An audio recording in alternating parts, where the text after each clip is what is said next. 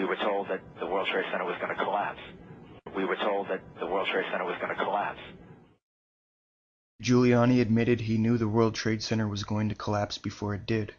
But when questioned about it, he says he wasn't told that. You said on ABC video with Peter Jennings in an interview that you were aware that towers were going to collapse in advance. We'd like to know who told you the towers were going to collapse in advance, sir? And also we'd like to know who else you told. Well, the fact is that I didn't realize the towers would collapse. I never realized that. We were told that the World Trade Center was going to collapse. We have to ask ourselves if 9/11 was really carried out by bin Laden and Al-Qaeda. So I don't know where he is. Nor do, I just don't spend that much time on him. Why does half of America think it was an inside job? That's 150 million people.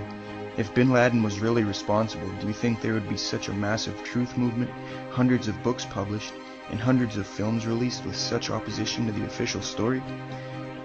Don't you find it striking that not one major media figure has public doubts about the official story? If the media truly represented Americans, why isn't there even one column in the New York Post or any major publication that is skeptical about 9/11? In an address to the Trilateral Commission, David Rockefeller said the following, quote, "We are grateful to the Washington Post, the New York Times, Time Magazine and other great publications whose directors have attended our meetings and respected their promises of discretion for almost 40 years. It would be impossible for us to develop our plan for the world if we are subject to the bright lights of publicity," unquote. Could that be the reason why the major media never disagrees with the official 9/11 story? And what does he mean by developing plans for the world?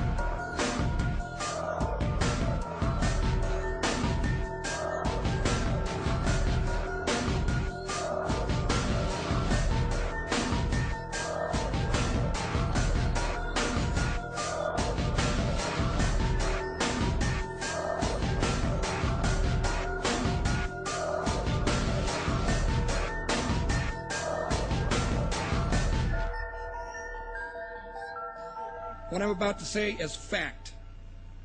The secret organizations of the world power elite are no longer secret. They have planned and are now leading us into a one-world communist government. The combining of national governments started with the European Union. That union started with trade agreements, then a common currency, the euro, and now a European Parliament that is feverishly passing laws that override the laws of the member nations. A constitution was drafted but rejected by a few of those nations, but never mind. They implemented it anyway. Now it's North America's turn. We will have a new currency, the Amero, and a new constitution modeled on the Soviet Union's constitution. Our rights will not be inalienable, but they will be granted by government, who can also take them away. You will have a national ID card with a radio frequency chip in it. You will not be able to move about freely. This is terrorism of the most worst kind, brought on you by our own government. If you are new to this information right now, you might be feeling confused because your brain is dealing with two different versions of reality. One version is the government's and media's version you have been hypnotized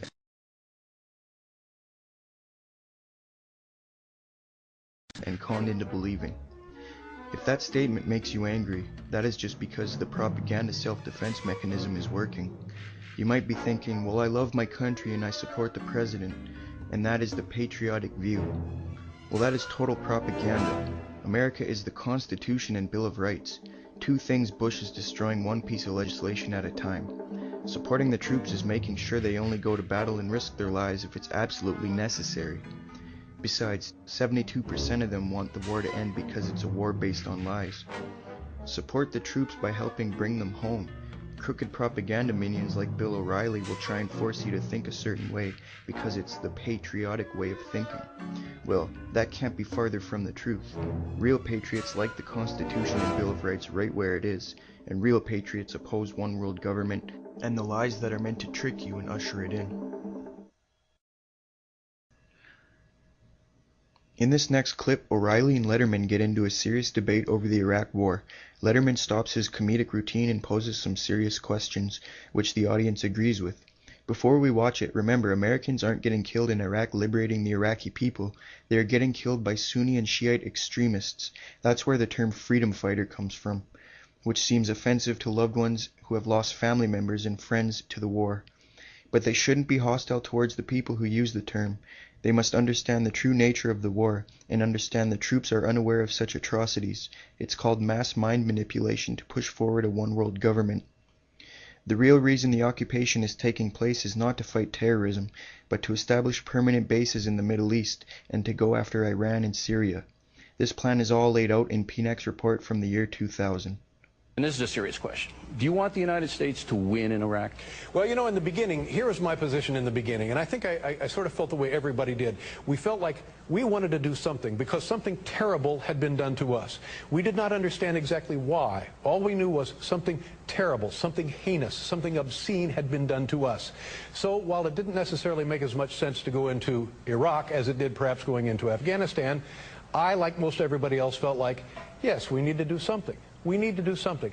And as the weeks turned into months and into years, and one death became a dozen deaths, and 100 deaths, and 1,000 deaths, then we began to realize, you know what, maybe we're causing more trouble over there than the whole effort has been worth. Possible. But do you want, right now, do you want the United States to win in Iraq?